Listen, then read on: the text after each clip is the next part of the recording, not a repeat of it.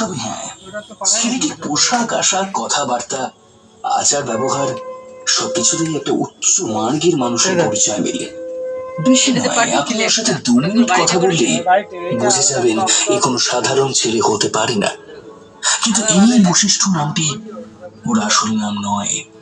অভিষেক হওয়ার পর ওর গুরুজি ওর নাম রেখেছিলেন বশিষ্ঠ বাবা।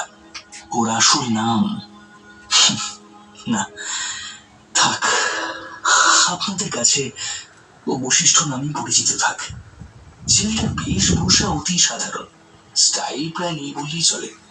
চুলগুলো এখনো পাথি আঁচড়ায়, আহার অত্যন্ত পরিমিত ভাবে সারে। আর হ্যাঁ, যেটা সবচেয়ে লক্ষণীয় বিষয়, আজকালকার এই ঘোর কলিযুগে থেকেও ওর ভোগ বাসনা প্রায় নেই বললেই চলে। গার্লফ্রেন্ড নেই, সাধনার প্রয়োজনে যেটুকু সেটুকু ছাড়া নেশা করে না। বললে বিশ্বাস করবেন না, একটা মোবাইল ফোনও ব্যবহার করে না। তাই আমাদের বাড়ির টেলিফোনে ওকে ফোন করতে হয়, ওর বাড়ির সামনের একটা এসটিডি বুথ থেকে পয়সা দিয়ে। বশিষ্ঠর বাবা এবং মা দুজনেই একই সঙ্গে মারা যান এক দুর্ঘটনায়, ওর স্কুলে পড়াকালীন সময়। সেই থেকেই ঠাকুরদার কাছে মানুষ। ঠাকুরদাও গত হয়েছেন প্রায় 8 বছর হলো। তখন এত কিছু জানতাম না, এখন ওর কাছ থেকে ধীরে ধীরে সব জানতে পেরেছি। মাঝখানে তো বহু বছর কলকাতায় ছিল না।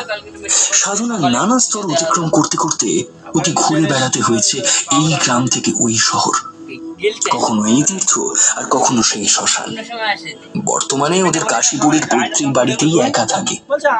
মানিকতলায় ওর বাবা আরেকটি বাড়ি বানিয়েছিলেন, ওই বাড়ি থেকে যা ভাড়া আসে তাতে ওর মতন অকৃতদার এবং অতি সরল জীবনযাপনে অভ্যস্ত মানুষের মোটামুটি চলেই যায়। মহা সাম্রাজ্য দীক্ষা হয়েছিল তার। বশিষ্ঠ বলে এই কলকাতা শহর সারা জীবন মানুষের সেবায় উৎসর্গ করে দিয়েছেন নিজের প্রাণ।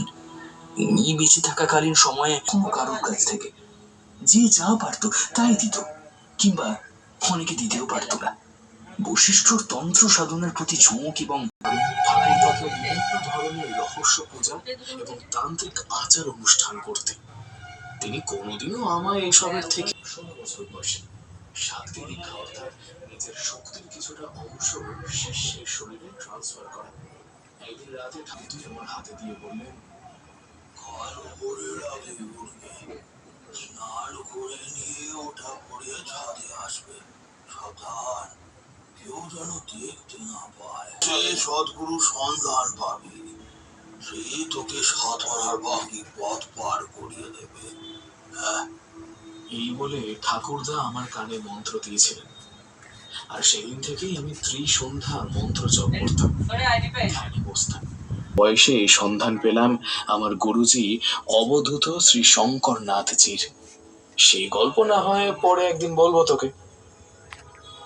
আর সত্যি সত্যি একদিন পরে বলেও ছিল, আমিও আপনাদের যথা সময়ে সেই গল্প বলবো। যাই হোক, তো বশিষ্ঠ বাবার সাথে কলেজ স্ট্রিটে দেখা হওয়ার পর ও আমার জীবনের সাথে ওতপ্রোত ভাবে জড়িয়ে যায়। একটা মিলে মাঝে মাঝে যাই ওর বাড়িতে, বশিষ্ঠও আসে, আড্ডা হয়, তবে ওইটুকুই।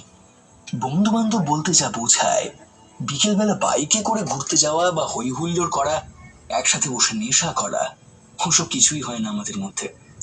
ওইসব থেকে শত যোজন দূরে। সারস্বত সঙ্গ থেকে মন্ত্র দীক্ষা নিয়েছিল, তখন আমি দীক্ষা বিশেষ বেগ পেতে হলো না। বশিষ্ঠ আমার মায়ের উপরে কি যে মন্ত্র ফুঁকে রেখেছে তা ভগবানই জানেন। ওর সাথে কোথাও যাব বললে মা একেবারে আনন্দে টকবক করে, বলে, হ্যাঁ বাবা, যা বাবা। এই সমস্ত বলে আমাকে বিদায় করেন। কলেজের বন্ধু বান্ধবদের সাথে কোথাও গেলেই যত নাক সিটকানো।